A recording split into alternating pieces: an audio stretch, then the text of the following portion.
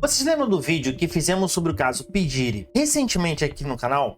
Aquele escândalo que explodiu com as acusações de tráfico sexual e uma porrada de outras coisas? Então prepare o coração, porque as coisas só pioraram. O julgamento do século tá rolando exatamente nesse momento em Manhattan. E cara, os testemunhos que estão saindo do tribunal são de arrepiar mesmo. Hoje eu vou contar pra vocês as revelações mais chocantes que surgiram nas últimas semanas, porque essa história tá muito longe de acabar. Então pega sua pipoca, porque a gente vai falar de ameaças de morte, perseguições armadas, testes de mentira forçados e muito mais. E isso aqui não é filme, pessoal, é a vida real sendo exposta no tribunal.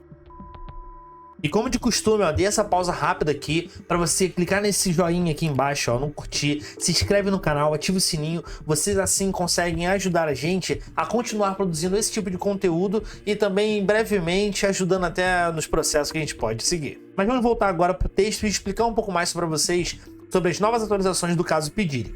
Vamos por parte. Para começar, eu quero situar a vocês de onde essa história ela tá acontecendo. O julgamento do Sam, mais conhecido como Diddy, ele começou oficialmente em maio de 2025 e ele tá rolando lá em Manhattan, em Nova York.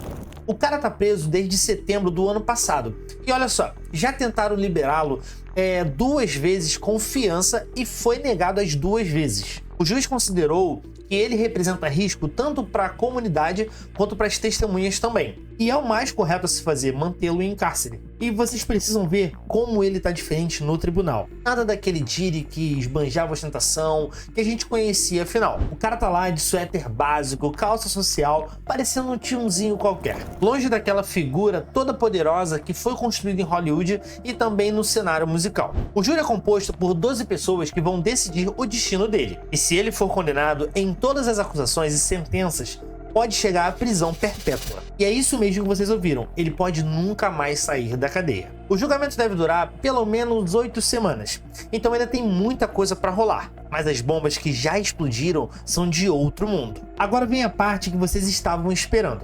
Apareceu uma testemunha que trabalhou pro P. Diddy por anos, e cara, o que essa testemunha fala no tribunal pode deixar todo mundo de queixo caído e sabe aquele embrulho no estômago?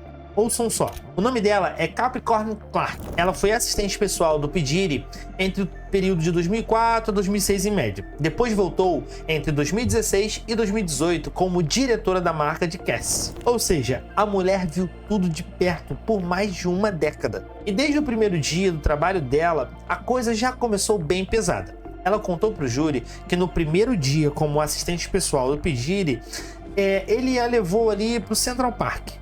É um lugar bem bacana, mas o papo que rolou lá não foi nada bonito.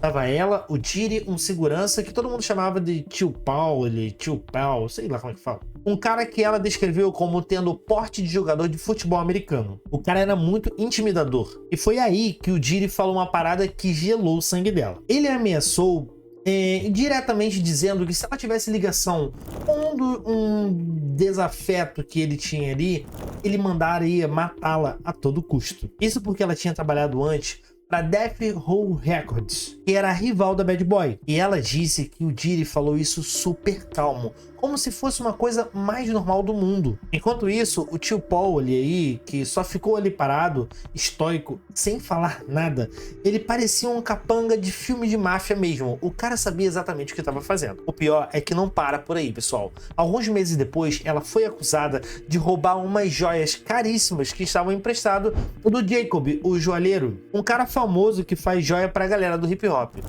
É como se fosse o Fabinho aqui pro Orochi. Até que vocês vão pegar a referência. E aí que a coisa ficou sinistra de verdade.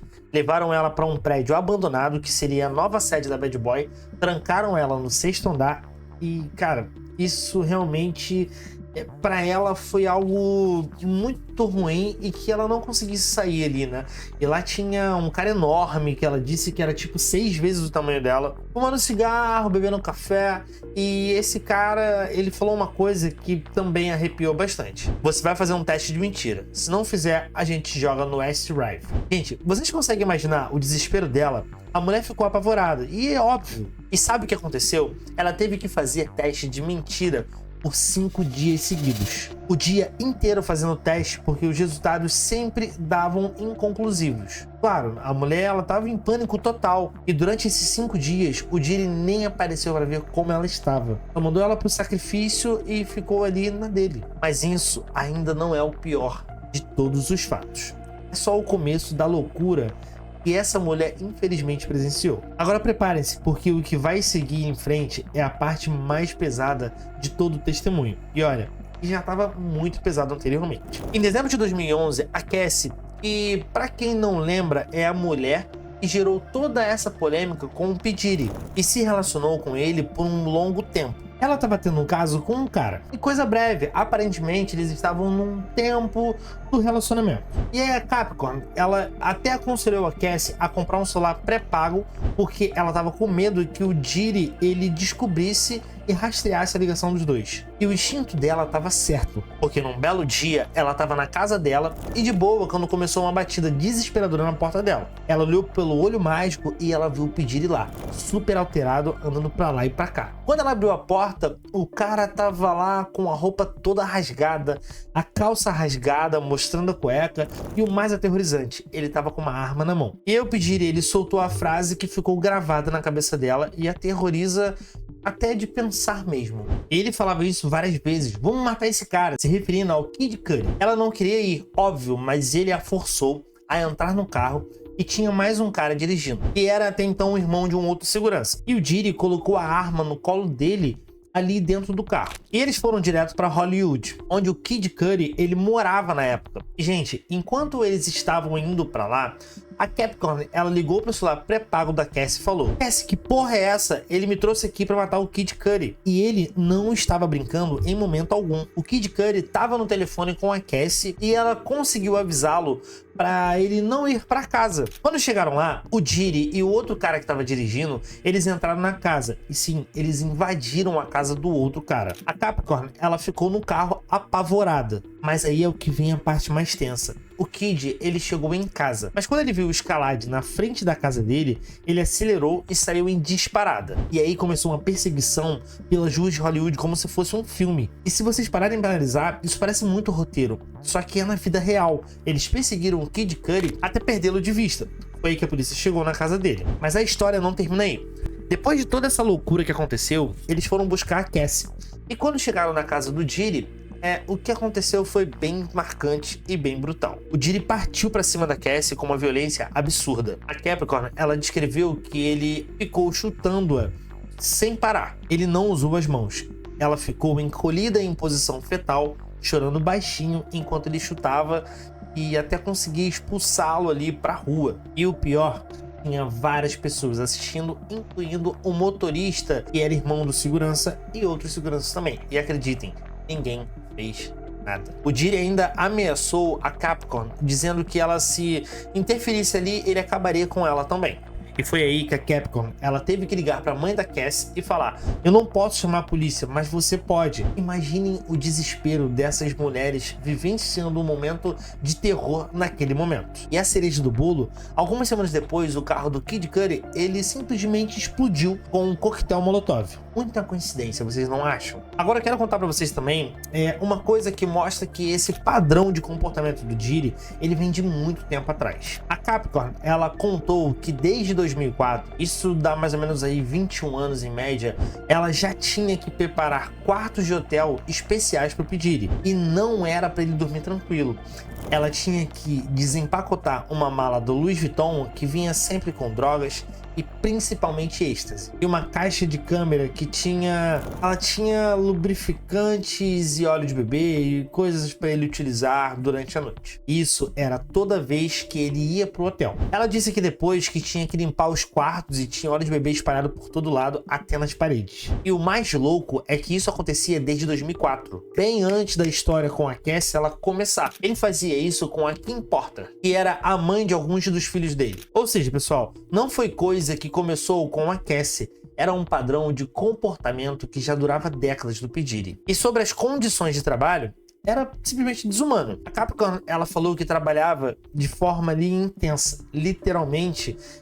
Explicando pra vocês, numa noite boa, ela dormia 4 horas, numa noite ruim, ela dormiria só 2 horas. O estresse era tanto que ela desenvolveu alopécia. E ela começou a perder cabelo por causa do estresse e teve que ir ao médico que falou, cara, se você precisa diminuir o seu estresse, senão isso vai agravar cada vez mais. E quando ela foi no RH reclamar das horas extras, calcularam que ela tinha direito a $80 mil de overtime. Sabe o que o P. Diddy fez quando viram o papel? Rasgou na cara dela, como se isso fosse indiferente para ele. E depois de todos os acidentes com o Kid, quando ela reportou para o RH que tinha sido sequestrada pelo chefe, ao invés de investigaram, deram para ela um aviso de demissão de 30 dias. A desculpa, ela não estava marcando as férias direito no sistema. E não contente com isso, o próprio P. Diddy também ainda colocou a moça numa lista negra da indústria musical. A mulher não conseguia emprego em lugar algum. Ele literalmente destruiu a carreira dela de forma crucial, fazendo assim que ela vivesse num eterno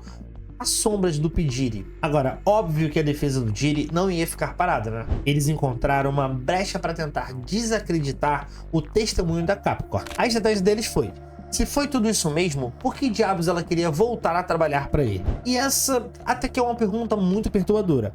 Acho que faz sentido, porque a defesa mostrou uma série de e-mails que Capricorn ela mandou pro P. Diddy ao longo dos anos, implorando para voltar. Em 2014, ela escreveu ali: espero que a sua mãe esteja bem.